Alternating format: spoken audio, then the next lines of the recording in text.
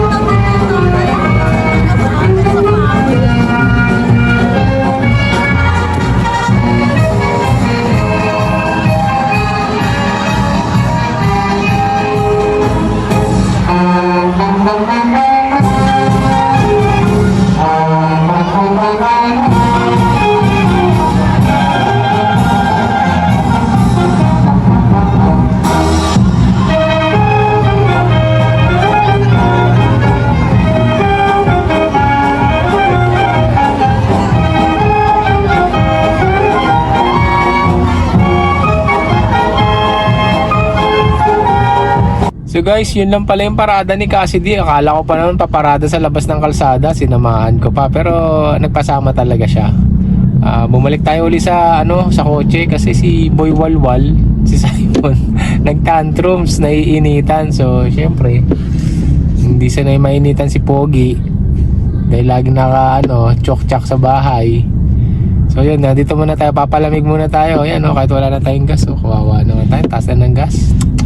Waiting muna tayo hanggang mag-perform na si Cassidy. Baka pang 5th pa siya kasi grade 5 na. Wait and see. Yun guys, punta na tayo ron. Mag-perform na daw si Cassidy. Panoorin natin. Tara, samahan niyo ako. Let's go.